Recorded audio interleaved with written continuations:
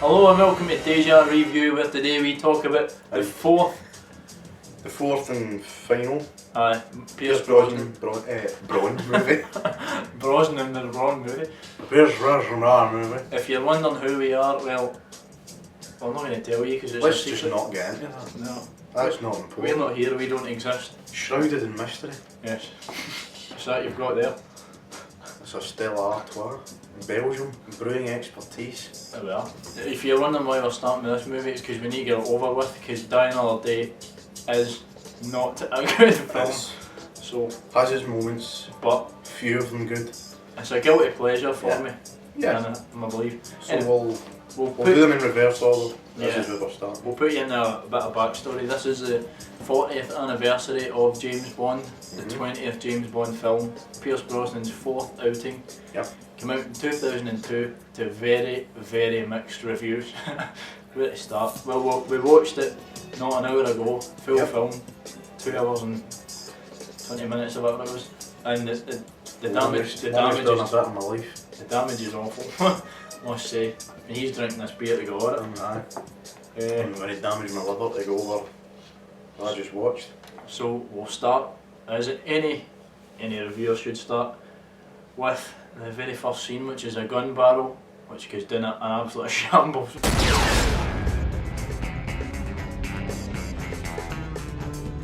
The gun barrel, for those who don't know, is a staple For of the Bond Bond film. movies. It was bad enough when it was at the end of the Craig Bond movies, I believe, but this is even worse. I mean, it used to be some old man in a pair of flary trousers and walking on an obvious travelator. Treading a lovely, what you say? Just about fall Aye, and maybe lose his hat if he was wearing. Was it Connery that wore the hat? aye, and Lazenby. He was in a Lazenby. treadmill when he did it. Just to put it out, Brosnan's gun barrel is pretty much perfect Up until now. up until now, where a Well, they bullet, had a bullet in. a CGI bullet flies down the gun barrel of another man's gun. As I said, it's the 40th anniversary, 20th movie, and how does it open?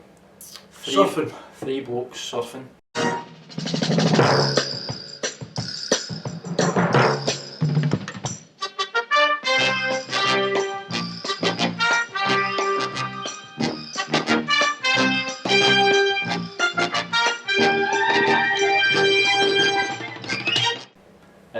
It's an awful start to one. Yeah, there are stealthier ways to approach a North Korean Airbase. No, it's not even an airbase, it's a shore.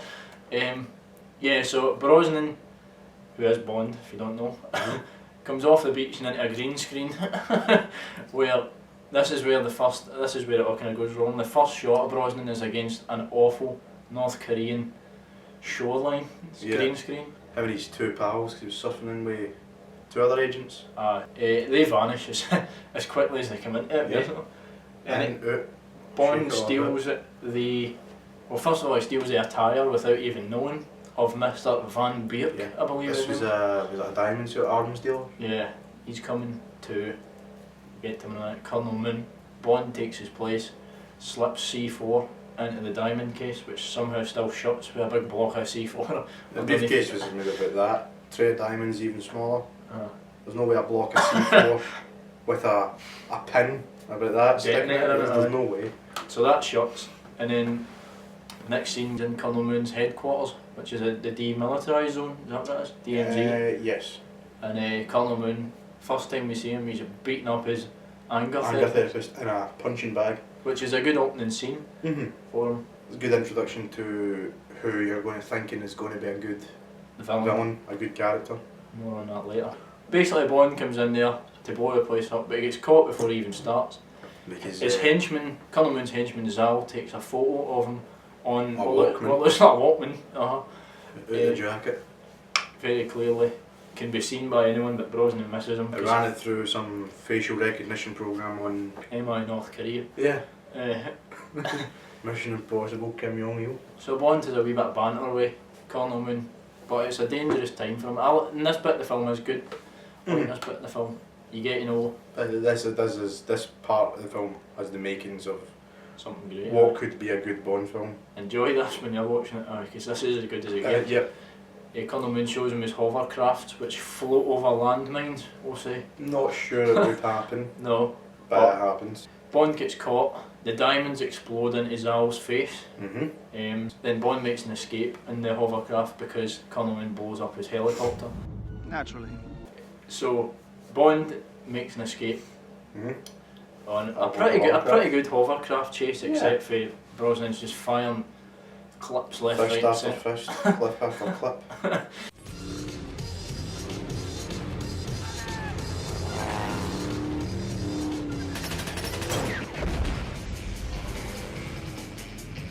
It's all going great until the very end where green screen comes into play again. Him and Colonel Moon, who I believe is trained in some sort of martial arts. Oh yeah, definitely. Basically gets a wee bit of a beating for Bond, who can barely throw a punch. An old man, he's probably not 50, old I man, think in his he's 50s, which is old for an agent in the field. 40 in your 50s. He's greying at the temples, you can tell it's the shoe polish that's going on. Face like McCoy's.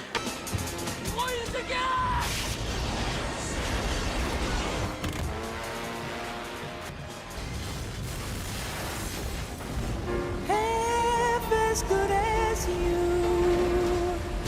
baby, you're the... So yeah, he makes an escape and he kills Colonel Moon by him jumping off of the hovercraft and onto a barrel. He goes flying, Colonel Moon goes flying And down a waterfall. down a waterfall and dies. On a hovercraft and dies. Colonel Moon's father then comes in. General Moon. Catches Bond, tortures him, but of course we don't really get to see that because Madonna. I'm gonna wake up, yes and no. I'm gonna kiss some part of. I'm gonna keep this secret. That was good, wasn't it? That is the worst song in the Bond history, I think. There's an annoying catchiness to it at some points, but it just does not fit the whole Bond's mantra. Not at all. And to be putting it in a scene where he's getting tortured. Yeah, with the scorpion, electrocution, Drowning, freezing, whipping, burning, cutting. everything, all on Under the the noise sun. of Madonna saying Sigmund Freud analysed this. Sigmund Freud. Analyze this. Analyze this. Analyze this. I mean, for all the worth, they could just put him in a room and looked at. I know. He'd have to sign like a budgie. The credits themselves pretty good though. Yes. But it does look very different from the other ones in the fact that it's set in the real world basically, just with overlapping Yeah. CGI. But anyway, I've not really got a problem with the credits at all. It's when we come back, all looks good to be honest. Yeah. Bond is turned into Sirius Black. Serious black hair. He's basically He's become a grunge guitarist. He's a hermit. He's been kept prisoner for 14 months. And this And part of the movie, art was imitating life. What mighty facial hair that was. Probably a wig. It's really unless he grew it here. I think he might have done it. I mean, if he's going to pile on the beef, he might as well pile on the hair. Oh, I forgot to mention that. He had put on a bit of weight. Brosnan has got a gut in this film. But yeah, so Bond is basically, he's about to get executed. General Moon's. You think he's about to get executed, General Moon's got him out in the bayou. Out in the bayou? You get transported back to live and let die. What the?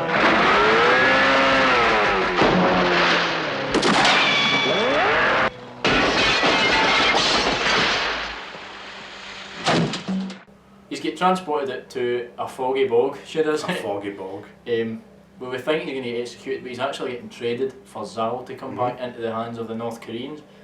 I'm being traded. For you. Who Zal had been taken in by British intelligence. Yeah, MI6, he get caught.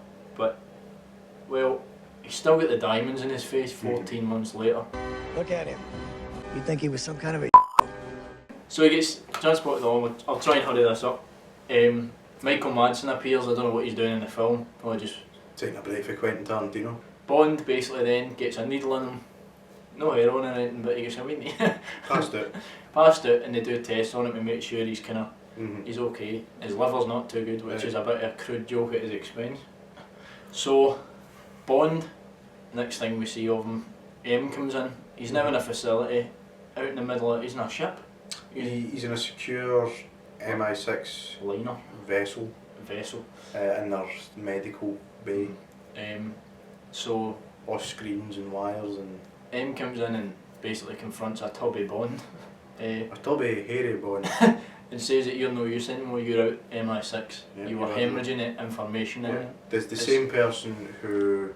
set Bond up and gave Zal the info. Gave Zal the info and was ally to the late Colonel Moon. Like so Bond smells a rat. But given lack of evidence. They think that he's been hemorrhaging information, which it wasn't happening. They're basically not going to take him seriously. So Bond has a wee moment of clarity and kills himself.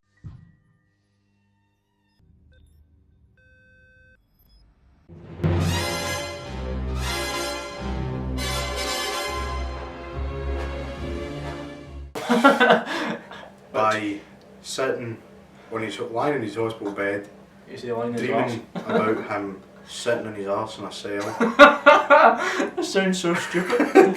Like that's all he was doing in North Korea, just sitting there doing nothing. But he's still conscious during this because he feels a nurse giving him the kiss of life. Thanks for the kiss of life. And then he leaves the ship via a trampoline. A wee trampoline at the bottom. He jumps off the ship and you see his hands flailing back up in the shot.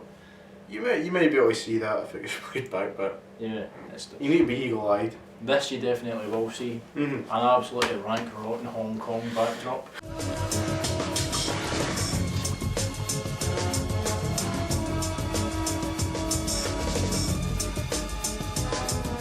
Absolutely piss sweat through with his hospital clothes. I'll let you say this is ridiculous. Hospital clothes. His beard, his hair and his chest hair clinging like seaweed as he walks through the lobby of a highfalutin, high-class, fancy black tie place. He knows Mr. Chang there, who gets him a room. And Bollinger and about 50,000 Matalan shots. Then he gives him a razor, which Bond shaves his head exactly back to the way it was before he was captured. It re-administers the shoe polish. And then someone comes in looking like a masseuse. Looking for a time that you'd think after 14 months Bond would be knackered. Going for a sleep. But instead he finds her out, it's a masseuse that comes in, pulls the Beretta out, which I think it is. So we snub-nosed pistol strapped to her thigh. Throws an ashtray at the mirror and reveal Mr. Chang, who's filming. A couple of guys. You think I haven't always known your Chinese intelligence, Chang? What were they doing in there? I think they were looking to film. But Bond outsmarts him. It's never really entirely explained why they were doing that. I'm thinking maybe it was being the 40th anniversary, maybe it was a throwback to a previous Bond moment. Yeah. I'm not sure with love. Anyway, Chang basically becomes his ally, gets him into Cuba. With some passports and papers. Which is where the story really commences, to be honest. With a hilarious soundtrack.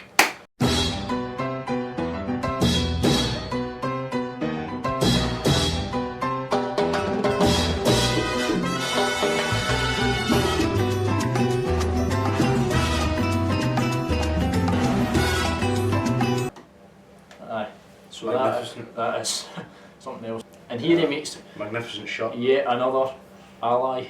So thinking this is at MI6, so he should basically be going rogue. He's met Chang, and he meets Raoul here. Raoul. Cuban man struggles with big Cuban in mouth. Anyway, he's got friends in high places. That's all we know. I still have some friends in high places. He gives Bond a gun, binoculars and a car, and Bond goes and finds Junk.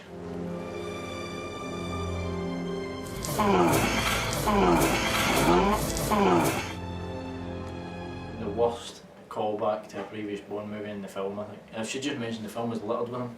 Yeah. What was the film referring to was Dr. No? Yeah, first Bond film. Ursula Andress, the first Bond girl by many regarded the best. This one's a shocker. But it's classless.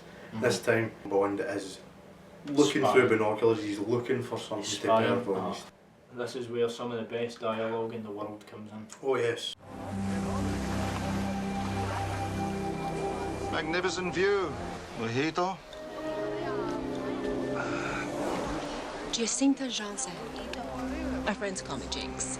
Jinx, you say? Born on Friday the 13th. Jinx, you say? Let's just say my relationships don't seem to last. Jinx, you say? Ornithologist. Ornithologist, huh? Wow. Now there's a mouthful. Jinx, you say? So what do predators do when the sun goes down? They feast. Like there's no tomorrow. Jinx, you say? So, after Bond's feasted like there's no tomorrow, I don't know how to explain this, there's a scene in the movie that shouldn't be there. Bear in mind, Bond's 15 months in a cell. Getting older. He's he's doing well. So basically, Jinx goes to. Oh, we should actually say where Bond is going because we forgot. Bond's going to the DNA. The DNA replacement clinic. Yeah, on. Was organised. So, but he sees a guy with Admittance papers, and he goes and batters him the next morning. The guy was a bit obnoxious. And then he finds a secret entrance To the more bizarre wing. Yeah, it's really strange. Jinx is already in there. She Talking shoots the guy that's been given DNA therapy to Zal. As we After find he it. explains the process that just wouldn't happen. Zal's been getting DNA replacement therapy to turn him into what I guess is bald. Bald. Kind of like The colour of his eyes might have changed. blue. And basically if you dipped them in milk and shaved them. So she shoots the guy who's been given the DNA therapy, put an end to it and blows up her record of ever being there. Plus Sets a previous- fire. Aye. Sets a bomb. Bond finds Zal in a bed getting taught the German language. Ich wohne in Hamburg. Meine Eltern sind gestorben, als ich 7 Jahre alt war. So Bond hears a scuffle with him, steals a bullet from his neck containing 5 diamonds, I believe, in it. I thought it was 4. No consistency in the movie. Now a bomb goes off. Zal escapes the DNA clinic. A bomb goes off, blowing. Basically for no reason really, it doesn't do much to Bond. He just gets out late basically.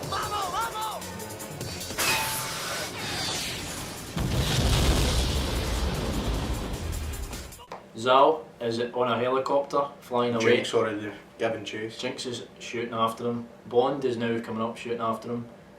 He's away basically, they're useless these two. Yeah. And the Jinx gets cornered. And a couple of armed guards. They should be bewildered by derobing and just dropping backwards off the cliff into a dive into the ocean below. Into a blue screen.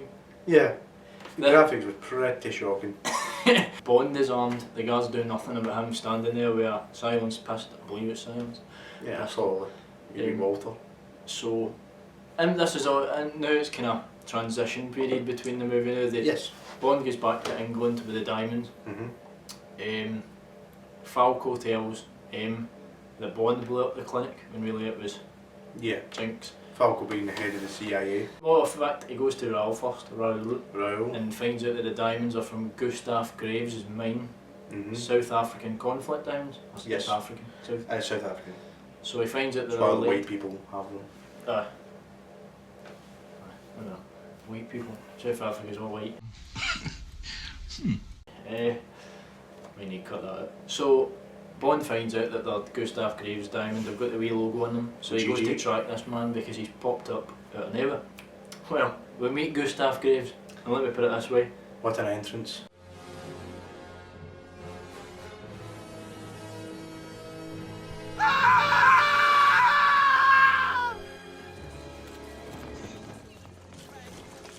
What a wonderful day to become a knight. It looks like he's losing control the whole way down. It's kind of dodgy. It's iffy. A flaky movie. But basically, you learn a bit about Graves. You find out that Bond is there at Buckingham Palace listening to him talk about fencing. I never get furious. As they say in fencing, what's the point? Alright, everybody. Get an idea of this guy and his Empire he's But built high over upstairs. 14 months. Apparently. I'm not spoiling it yet, but a lot has happened in 14 months. So Bond goes to the fencing club. Fencing club and meets Madonna. And the worst cameo in history. Yeah, you're silly, fuck Madonna.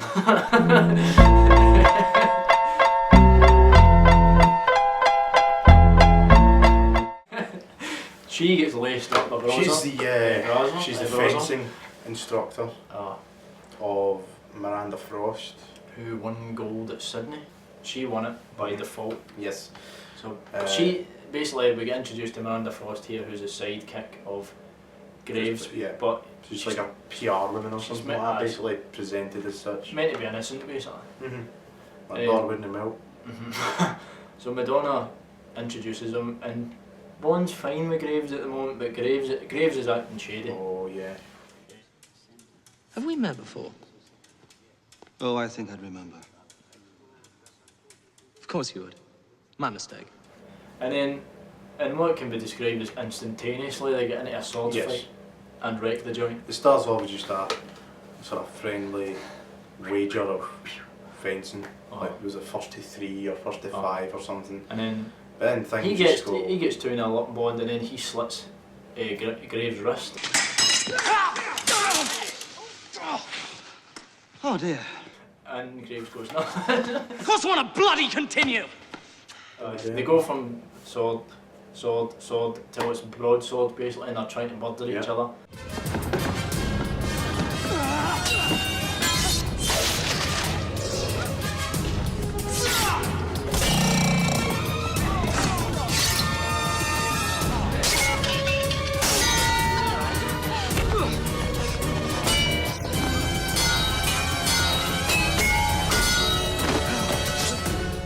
And Bond, after doing some swinging-a-jigging, it's basically nearly cuts Graves' heart. Cuts his own leg off with a swing. Then cuts Graves, puts him in a fountain. Yep, dumps him in a fountain. Then Frost comes in and says, right, enough's enough. Yeah, enough is enough. Yeah. Inspector Frost. So then, you can tell something in the eyes of both men. They know each other, put it that way, they've met before. Bond gets invited to Iceland for a Gustav Graves festival. Yep. Look, I'm putting on a little scientific demonstration in Iceland at the weekend. Icarus? Gravescon Iceland. It's his new space machine, basically, that he's trying to show off at premiere. So Bond tries to space machine. Bond tries to get right in with Frosty Knickers. Miranda Frost herself. Things take an awful turn here. Bond goes down to a subway and gets given a key by a mysterious Jamaican, Mr. Rastapasta. Gives him a key. He goes down to the subway, meets M, who wants his help again. Well, it seems you've become useful again. Then maybe it's time you let me get on with my job. It's established that this is an MI6 this old base. Subways is a base London for abandoned agents. Yeah, and abandoned missions and stuff. It's a clubhouse essentially. So M's been investigating Graves as well. So he tells her what he knows. He shows her the diamonds. So they're suspicious. So Bond gets sent on the case to actually find out. Having previously been burned and dumped. You burned me, and now you want my help. What did you expect, an apology? Nothing changes here. He was going to Iceland anyway. Basically get permission to do Now it. he gets gadgets off a queue, but before that we get a virtual reality scene in which the whole MI6 gets massacred by a ghost, basically. And some people might be thinking that VR's a thing. It certainly wasn't a thing in 2002. And let's explain. Bond's in a big circle with glasses on, and he's meant to be running about in MI6. He's like standing in between 3 like projectors or something like that that's meant to make this. This is just a kick in the balls. It's basically an MI6 training scenario. It's the director saying, we got you, basically. Yeah. Then you find out it's all training. Bond likes the old ways, which I agree with. Yes. Then Cleese gives Brosnan his ring finger. One standard issue ring finger. Maybe you've been down here too long. I'm trying to get to it. Twist so. Oh, very good. You know, you're cleverer than you look. So John Cleese gives Brosnan a ring finger. Like a sonic disruptor. a sonic ring that can break glass. shatter glass, and even bulletproof glass. There's my new watch, which I believe is new his 20th. watch, which is 20th. And he shows him this. Aston Martin call it the Vanquish, we call it the Vanish.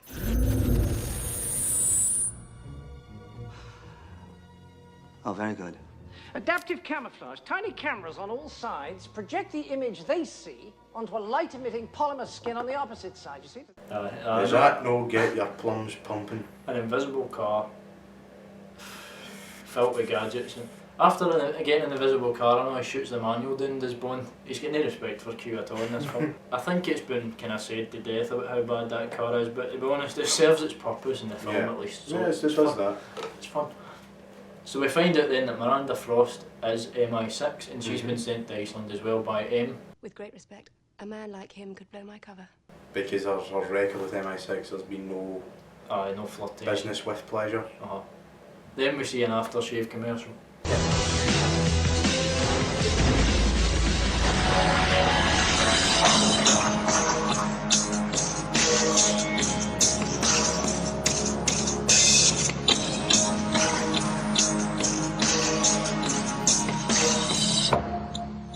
Acqua di Giorgio Armani. We're introduced to the Ice Palace where Graves was having his Graves domain is. International Graves Con 2002 Iceland. Yeah, so we've got that.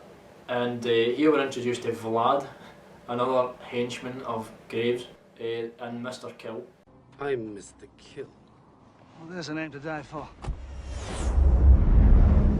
And he has another wee kind of almost iffy conversation with Graves, where Graves is talking about how he doesn't sleep, how he's living in the edge and all this. Bond, he's not having it, Bond's trying not to slip in the ice while talking to him basically, and meets Miranda Frost. Perfect place for her. Yep. She shows him his room and he tries to get it on with. Doesn't it work here because she's not having it throughout the film. She is not having it. It's locked, key's been thrown away. The only woman outside of M to not be giving him a honour. So then there's quite a lot of speed ramps in the editing as we see Bond chilling with a vodka martini, meeting Jinx again. Yes. Swift, Space and Technology magazine. Really? I take it Mr. Bond's been explaining his Big Bang Theory. Oh, yeah, I think I got the thrust of it. She reappears. But what's she doing there? Don't know. She doesn't know what she's doing there. She's caught on the Graves and all, and she's there. She serves no purpose in this film. She's not. She's there to be rescued a couple of times. Yeah, she's a damsel in distress, even though you might think that she's Bond's equal. It's time for Graves, International Gravecom.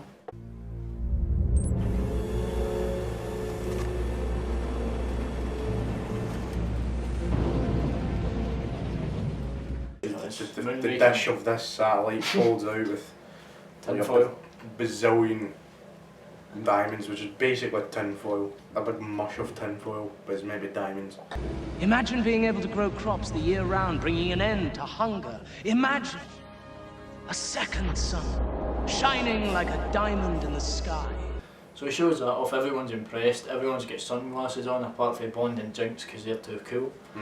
So he sneaks up behind Vlad, who's took the suitcase away. The suitcase holds the...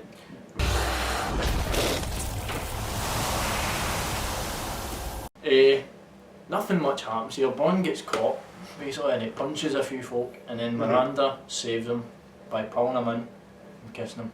Yeah. So she's broken her will. She's just out of the blue.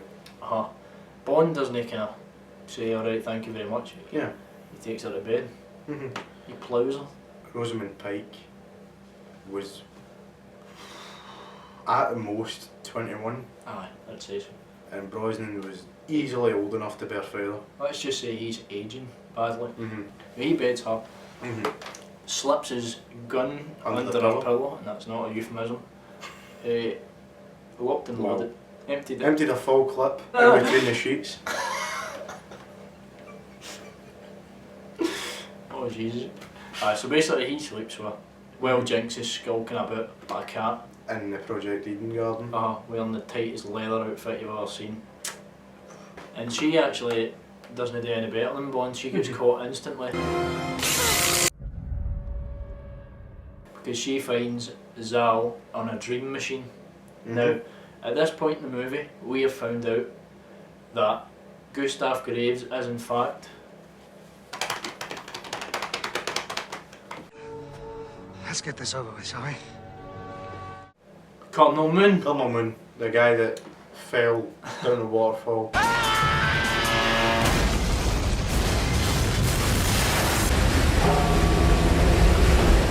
He's on a dream machine which keeps him sane, apparently, and Zal comes in and starts talking to him. Because he's underwent the DNA. He's underwent the DNA to completely. change him. He's a different guy. Changes his ethnicity and his 5 race, feet his taller. voice. He's changed everything about him. So the dream machine keeps him, as you're saying, mentally sane. Functioning. I don't like the writers were functioning when they thought of that. Yeah. I think they had far too many of that. What's that you've got there again? A bit of Stella Artois, Belgium. So at this point we know more than Bond, which is Yeah. always a mistake. Yeah. We're supposed to find these things out when Bond does. Else it just makes Bond look like an idiot. The plan's now out in the open. They were both going to change their ethnicity and they're raising their appearance and become these multi-millionaires, I think. Yeah, get away with them. So Jinx is captured. She's put on a cold metal table, chained in the up, Arctic. chained up, and we find out that Mr. Kills a dab hand at the old laser. He's a dab hand at plenty, I believe. His hand comes in useful later, in fact. Yep. That's not a euphemism. Lads made a, what can only be described as a 100,000 volt electric arm thing. Like a really pish Iron Man suit. And then you find out later on that it's not just the arm, he's built the whole suit, everything, and it's basically... It's linked to Icarus. Grabs Halberry in the chest and electrocutes her on this metal table. And she doesn't give up any answers. Your mama. And she told me to tell you she's really disappointed in you. Zal lets Mr. Kill laser her to death. Hands him a gun to do it quickly, but he'd rather have a bit more fun with the lasers. So an hour later, Bond gets out of bed. But he might not have slept at all, but he's up now. He might not have slept at all. It's too cold. He gets up, takes his gun after Frost hands it to him, and then he makes his way into Project Eden. Finds Halle Berry, rescues her. For maybe the first time in that movie. Basically, yeah. More to come in that. Rescues her for the laser, but Mr. Kill's not having it, and a scrap breaks it.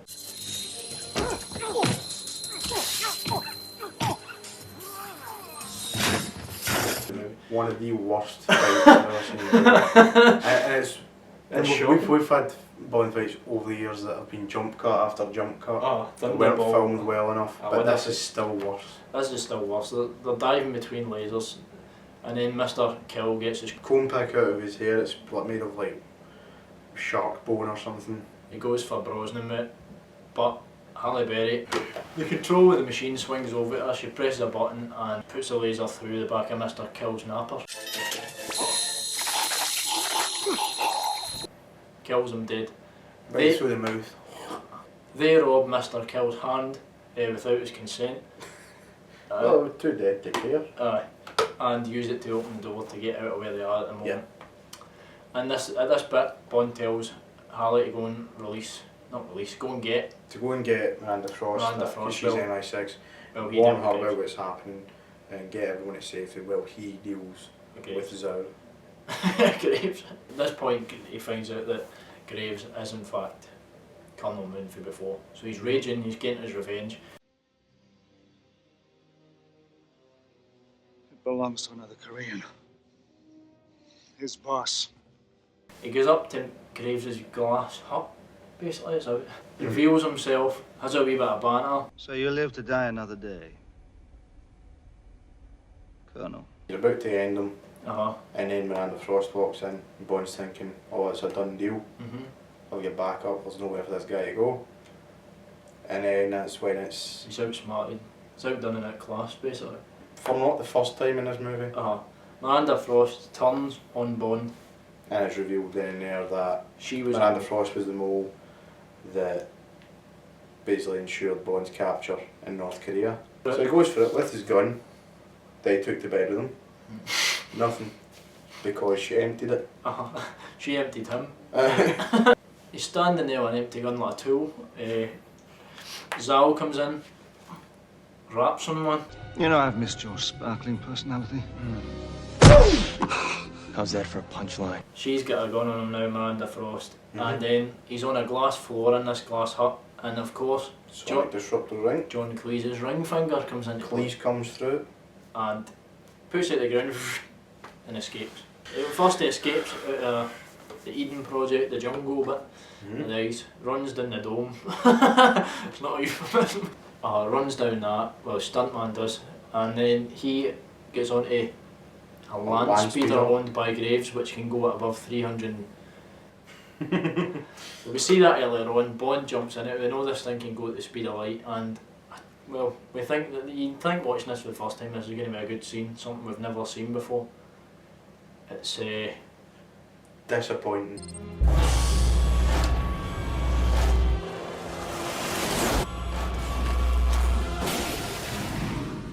The Western spy runs, but he cannot hide. It went for it. It went for it. It really went for it. All out. So Graves, all out, balls deep. Graves beams his Icarus down on the ice, chasing Bond in this land speeder record cruiser, and we're meant to think it can outrace the sun. Comes to the end of this big ice cliff, this chasm. A tiny wee pishy prong saves a prong, grappling hook at the back of the machine to slow it down. Saves him. He's dangling off the cliff in this land speeder, climbs out of it. This is hanging vertical down a wall, climbs out of it. Big sunbeam laser still carving away at the rest of the cliff and the ice behind him. So he's hanging off and he pulls what would be the boot off. Yeah, brings the parachute out and straps the boot of this thing to his feet. While this whole ice cliff is melting into a big tsunami basically. Yep. Enters Point Break highway Y50.2.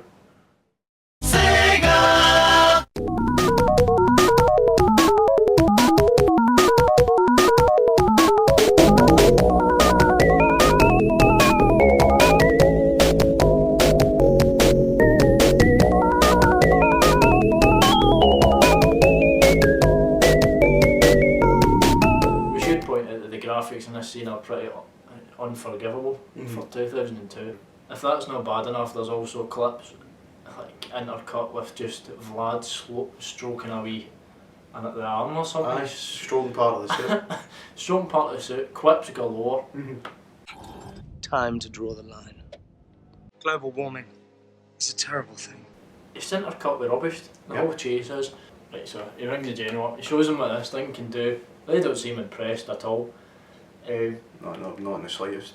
So they think Bond's dead. Bond is miles away from the ice palace at this point, miles away, and he's on land himself with nothing but this parachute, and he ties it, he puts it from one end of a cliff to another. He plants it in the ice and stands behind a rock or something, waits for a man to come by in a snowmobile and poof, takes him off it, clothesline takes the snowmobile. All at this time Graves' plane is coming into land because they are shipping out of this place. They'll get out of here. Yep. So Jinx is trapped in her room now. Bond's on his way back to the Ice Palace, which must take at least, well, if he was driving at 300 mile an hour up the way, he was back there instantly, gets in his invisible car, and a guy smashes into the back of him and flies over the car, giving his position away. And Bond seems surprised, even though he's sitting in the middle. Right in the middle, an arsehole. And this is the first time this has happened, basically. Yeah, first time anyone has just walked into his car. Cut it short here, a big chase happens here, and it's pretty good. It's pretty good. Bond in the invisible car. And Zal in gadget laden Jaguar with a Gatling gun. It's just packed to the brim with weaponry. So the big chase ensues, it's all gadgets. All along the ice. There's one really good scene with the ejector seat. Yep.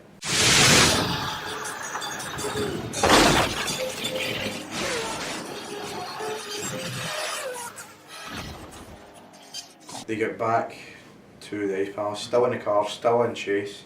They get back to the Ice Palace. His head's melting basically. Like someone had dipped a monk in Tipex. This is like a plot in Spyro the Dragon or dipped in Tipex and let loose in a diamond mine. Bond's invisibility is knocked out at the moment, but it's slowly rebuilding, and it rebuilds just in time for him to all within it, I'd say about Pull a sleek at 1.2 seconds, put the traction out in the car and back up. As I was charging into him, he's like a ball hair away from him. Bond still has time to put the traction spikes out of the tyres, reverse up a ramp out of the way, while turning invisibility back on. So Zal misses him, flies into the water because this ice palace is melting because Icarus has been focused on it for the entirety of this chase. It's ridiculous. Basically, Bond kills Zal with a raspberry ripple.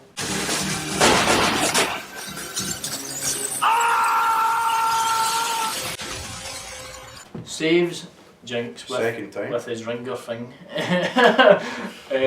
And gets the hell out of there, saves her life because she's basically dead.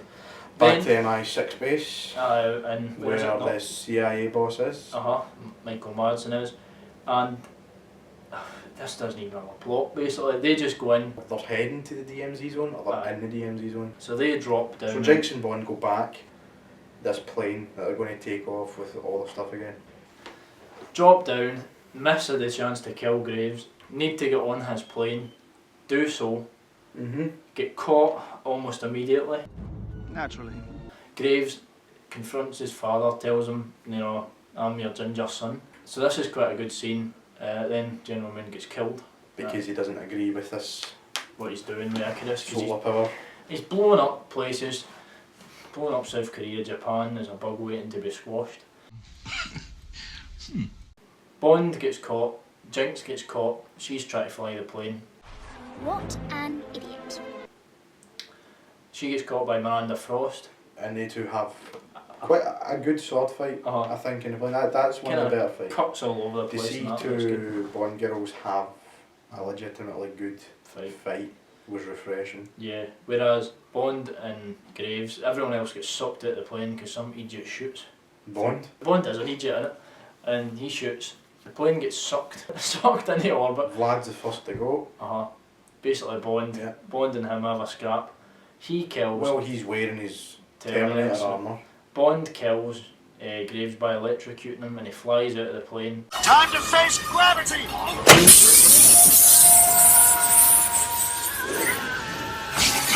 Jinx kills Miranda. I can read your every move. Resist, bitch. It looks like the plane is going down because it's headed into the Icarus beam, but Jinx and Bond escape in a helicopter. And the Icarus beam was shot off the minute. The minute Graves died, it gets shot off. But Jinx and Bond then escape in a helicopter. God knows what speeds. They escape over a rice farm. A metre up for the ground. So that's it, job done. Then back in London, Moneypenny gets after a virtual reality Bond, which is shocking. And is caught by Q. And Bond, the real Bond, is getting off with Jinx. In a hut somewhere of like Indonesia or close to Japan. And we end with one of the worst lines in a movie. I'm still not quite sure how good you are. Oh, so good. Especially when you're bad.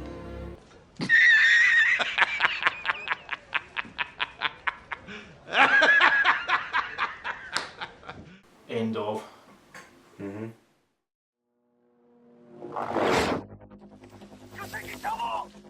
Die Another Day, to sum up, is ridiculous. Yeah. The most ridiculous Bond film. Over the top. The most hated Bond film in the canon. Effects heavy. Although I don't think it's the worst.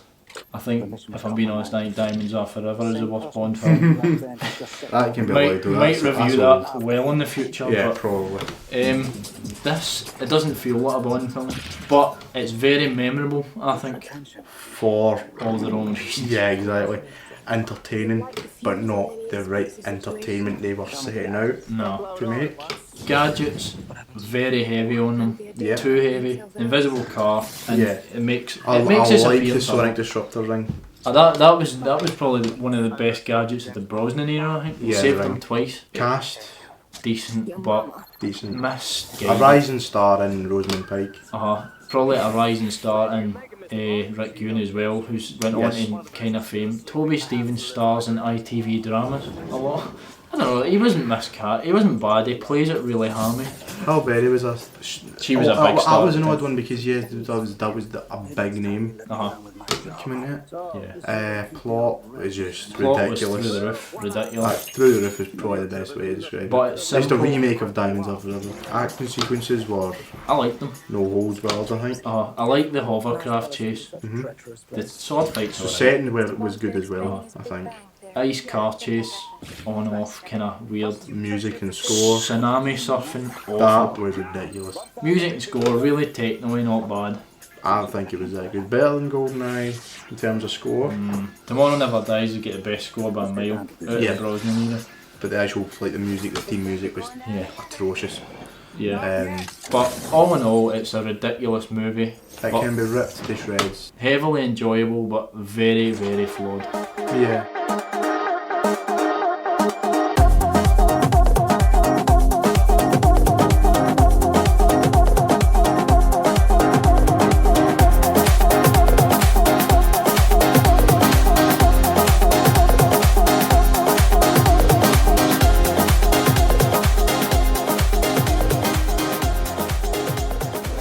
Jinx, you say?